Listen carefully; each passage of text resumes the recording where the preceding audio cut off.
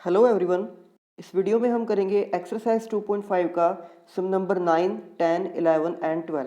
तो सबसे पहले सम नंबर 9, जहाँ पर हमें वेरीफाई करना है कि x cube plus y cube इसके इक्वल होना चाहिए। तो इसको प्रूफ करने के लिए हम सबसे पहले इसकी राइट हैंड साइड को लेंगे।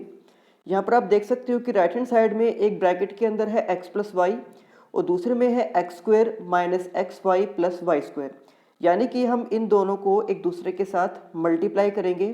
तो मल्टीप्लाई करने के लिए सबसे पहले हमें इस x के साथ इन सभी टर्म्स को मल्टीप्लाई करना होगा। उसके बाद y के साथ भी इन सभी टर्म्स को हम मल्टीप्लाई करेंगे। तो सबसे पहले हमने यहाँ पर x के साथ इसको एज इट इज़ यहाँ पर लिख दिया है। फिर यही हमने y के लिए भी किया कि y के साथ भी हमने इसको एज इट इज़ यहाँ पर लिख दिया है। तो जब हम मल्टीप्लाई करेंगे तो हम देख सकते हैं कि x और x स्क्वायर का जो प्रोडक्ट होगा वो आ जाएगा x क्यूब।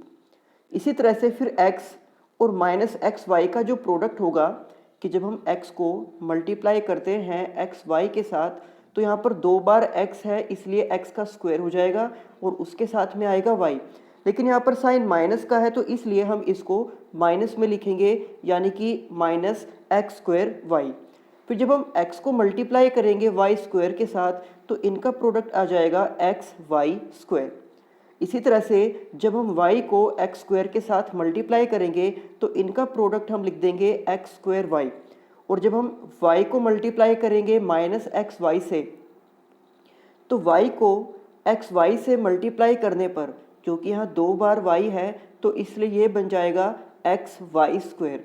और क्योंकि यहाँ पर एक नेगेटिव टर्म है तो इसलिए इसको हम नेगेटिव में ही लिखेंगे माइनस एक्स वाई स्क्वायर। और फिर जब इस y को हम मल्टीप्लाई करेंगे y स्क्वायर के साथ तो इनका प्रोडक्ट आ जाएगा y क्यूब। तो इस तरह से जो हमारे पास इस स्टेप में जितने भी टर्म्स हैं उसमें कुछ पॉजिटिव हैं और कुछ नेगेटिव हैं। तो जो ये नेगेटिव टर्म है माइनस एक्स स्क्वायर वाई, इसको हम इस प्लस एक्स स्क्वायर वाई से कैंसिल कर सकते हैं, क्योंकि जब दोनों टर्म सेम हो लेकिन उनके साइन अपोजिट हो तो वो दोनों टर्म एक दूसरे से कैंसिल आउट हो जाएंगी। इसी तरह से ये जो एक्स वाई स्क्वायर ये पॉजिटिव में है और ये माइनस एक्स वाई स्क्वायर ये एक नेगेटिव टर्म है, तो ये भी एक दूसरे से कैंसिल आउट हो जाएंगी और हमारे पास केवल 2 टर्म बचेंगी। एक होगा x cube and second y cube. तो यही हम यहाँ पर लिख देंगे। और अब हम देख सकते हैं कि जो हमें स्टार्टिंग में लेफ्ट हैंड साइड दी गई थी वो भी ये x cube plus y cube ही है, यानी कि हमने यहाँ पर राइट हैंड साइड को सोल्व करके उसको लेफ्ट हैंड साइड के इक्वल प्रूफ कर दिया है। अब इसी तरह से इसी सम का सेकंड पार्ट, यहाँ पर हमें प्रूफ करना है कि x cube minus y cube इसके इक्वल होगा। तो बिल्कुल फर्स्ट पार्ट की तरह से ही सबसे पहले हम यहाँ पर राइट हैंड साइड को लेंगे और उसमें x के साथ हम पहले इसको मल्टीप्लाई करेंगे, उसके बाद माइनस वाई के साथ। तो अब हम यहाँ पर देख सकते हैं कि पहले x के साथ इन सभी टर्म्स को हमने यहाँ पर लिख दिया है। उसके बाद सेम यही काम हमने किया माइनस वाई के लिए कि इस माइनस वाई के साथ भी इन सभी टर्म्स को हमने यहाँ पर लिख दिया है। तो फिर जब हम इनको मल्टीप्लाई करेंगे x और एक्स स्क्वायर का प्रोडक्ट हो जाएगा एक्स क्यूब, जिसको हमने यहाँ पर लिख दिया है। देन x और एक्स वाई का प्रोडक्ट होगा एक्स स्क्वायर वाई। फिर उसके बाद x को मल्टीप्लाई किया जाएगा वाई स्क्वायर के साथ तो इनका प्रोडक्ट हो जाएगा एक्स वाई स्क्वायर। उसके बाद हम मल्टीप्लाई करेंगे इस माइनस वाई को एक्स स्क्वायर के साथ तो इनका प्रोडक्ट नेगेटिव में आएगा जो कि हो जाएगा माइनस एक्स स्क्वायर वाई। फिर इसी माइनस वाई को हम मल्टीप्लाई करेंगे एक्स वाई के साथ तो इनका भी प्रोडक्ट नेगेटिव ही होगा minus x y square. Then इस माइनस वाई को हम मल्टीप्लाई करेंगे वाई स्क्वायर के साथ तो इनका प्रोडक्ट आ जाएगा माइनस वाई क्यूब। तो अब ये जो स्टेप हमारे पास आया है इसमें भी कुछ टर्म्स नेगेटिव हैं और कुछ टर्म्स पॉजिटिव हैं। तो प्लस एक्स स्क्वायर वाई से इस माइनस एक्स स्क्वायर वाई को कैंसिल किया जा सकता है। इसी तरह से प्लस एक्स वाई स्क्वायर से इस माइनस एक्स वाई स्क्वायर को भी कैंसिल आउट किया जा सकता है। तो हमारे पास केवल 2 टर्म्स बचेंगी, एक एक्स क्यूब और माइनस वाई क्यूब। तो यही हम यहाँ पर लिख देंगे x cube minus y cube. और हम देख सकते हैं कि हमें लेफ्ट हैंड साइड में भी यही 2 टर्म्स दी गई थी, तो इस तरह से हमने यहाँ पर भी राइट हैंड साइड को सोल्व करके उसे लेफ्ट हैंड साइड के इक्वल प्रूफ कर दिया है। नाउ सम नंबर 10, जहाँ पर हमें स्टेटमेंट दी गई है 27y cube plus 125 Z cube, यानी कि यहाँ पर हम देख सकते हैं कि दो टर्म है और दोनों में जो वेरिएबल है वो क्यूब में है। तो इसके लिए हम यहाँ पर यूज़ करेंगे सम नंबर 9 के जो फर्स्ट पार्ट में और सम नंबर 10 के जो सेकंड पार्ट में हमने स्टेटमेंट्स प्रूफ की है, अब उन दोनों को ही हम आइडेंटिटी की तरह से सम नंबर 10 में यूज़ करेंगे। ये हो जाएगा x cube plus y cube, यानी कि उस स्टेटमेंट में जब दोनों टर्म का क्यूब हो और बीच में साइन हो प्लस का, और इसको यूज़ हम करेंगे तब जब दो टर्म का क्यूब हो और उनके बीच में साइन हो नेगेटिव का। तो सम नंबर 10 में जो फर्स्ट पार्ट है वहाँ पर दो टर्म है और उनके बीच में प्लस का साइन है, इसलिए हम x cube plus y cube को यहाँ पर यूज़ करेंगे। पर इसको यूज़ करने से पहले जो दो टर्म्स हमें दी गई थी, हम इन दोनों टर्म्स का कंप्लीटिंग क्यूब करेंगे। तो 27y क्यूब को हम लिख सकते हैं 3y का होल क्यूब, क्योंकि जो 27 है वो 3 का क्यूब होता है। इसी तरह से 125z क्यूब को भी हम 5z का होल क्यूब लिख सकते हैं। तो इस तरह से हमने यहाँ पर कंप्लीटिंग क्यूब किया। अब उसके बाद हम यहाँ पर यूज़ कर रहे हैं x cube plus y cube को, जिसके अकॉर्डिंग हमें सबसे पहले एक ब्रैकेट के अंदर लिखना होगा एक्स प्लस वाई, और उसके बाद हमें लिखना होगा x square minus x y plus y square. तो अगर हम यहाँ स्टेटमेंट को आइडेंटिटी से कंपेयर करते हैं तो हम देख सकते हैं कि x की जगह हमें दिया गया है 3y और इस y की जगह हमें दिया गया है 5z। तो जैसे कि आइडेंटिटी के अकॉर्डिंग सबसे पहले हमें लिखना होगा x प्लस वाई, तो हम वहाँ पर लिख देंगे 3y प्लस z 5z। उसके बाद हमें करना होगा x का स्क्वायर, तो x के स्क्वायर का मतलब है कि इस 3y का स्क्वायर हम यहाँ पर लिख देंगे।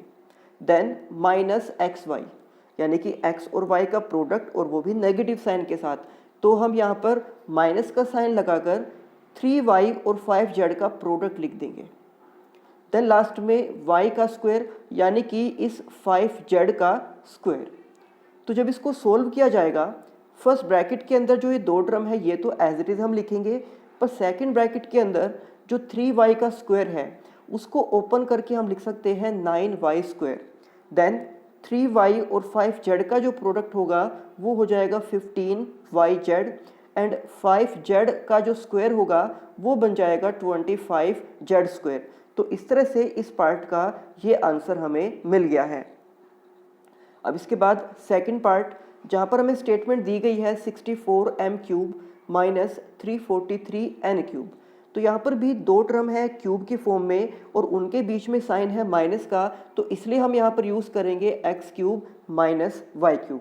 पर इसको यूज़ करने से पहले हम इन दोनों टर्म्स को कंप्लीटिंग क्यूब करके लिखेंगे। तो 64m क्यूब को हम लिख सकते हैं 4m का whole cube, and 343n cube को हम लिख सकते हैं 7n का होल क्यूब, क्योंकि 64 जो है वो 4 का क्यूब होगा और 343 ये 7 का क्यूब होता है। अब हम यहाँ पर यूज़ करेंगे x cube minus y cube, जिसके अकॉर्डिंग हमें सबसे पहले लिखना होता है एक्स माइनस वाई। तो आप देख सकते हो कि हमने यहाँ पर लिख दिया है 4m माइनस 7n। उसके बाद नेक्स्ट हमें लिखना है x का स्क्वायर, तो इसके लिए हम इस 4m का स्क्वायर लिख देंगे, यहाँ पर हमने लिख दिया है। देन एक्स वाई, यानी कि उन दोनों टर्म्स का प्रोडक्ट, तो इसके लिए हम 4m और 7n को मल्टीप्लाई करेंगे, तो यहाँ पर हमने लिख दिया है 4m इंटू 7n। फिर उसके बाद सबसे लास्ट में जो टर्म है वाई स्क्वायर, इसके लिए हम इस 7n का स्क्वायर करेंगे और वो यहाँ पर हमने लिख दिया है। तो जब इसको सोल्व किया जाएगा, ये दोनों टर्म्स एज इट इज़ हमने लिख दी है। देन 4m का स्क्वायर, इसको हम लिख सकते हैं 16m स्क्वायर। उसके बाद 4m और 7n का प्रोडक्ट ये आ जाएगा 28mn। देन 7n का जो स्क्वायर होगा वो हम लिख सकते हैं 49n स्क्वायर। तो इस तरह से ये हमारे पास सेकंड पार्ट का आंसर हो गया है। अब सम नंबर 11, यहाँ पर हमें फैक्टराइज करना है 27x cube plus y cube plus z cube minus 9xyz को। तो ये जो स्टेटमेंट हमें दी गई है, हम देख सकते हैं कि ये हमारी आइडेंटिटी नंबर 8 के साथ मैच कर रही है। पर आइडेंटिटी नंबर 8 को अप्लाई करने से पहले जो इसकी पहली 3 टर्म्स हैं हम उनको भी कंप्लीटिंग क्यूब करके लिखेंगे। तो 27x³ को हम लिख सकते हैं 3x का होल क्यूब। उसके बाद y³ ये एज इट इज़ रहेगा, z³ ये भी एज इट इज़ रहेगा, और जो लास्ट में लिखा हुआ था -9xyz, उस 9xyz को हम लिख सकते हैं -3। उसके बाद ये वाली टर्म यानी कि 3x, देन सेकेंड टर्म यानी कि y, और उसके बाद थर्ड टर्म यानी कि z। और अगर हम इन सभी को मल्टीप्लाई करके देखते भी हैं तो 3 3 जा 9 और इनके साथ वेरिएबल है x, y एंड z, और यही -9xyz हमें यहाँ पर स्टेटमेंट में दिया भी गया था।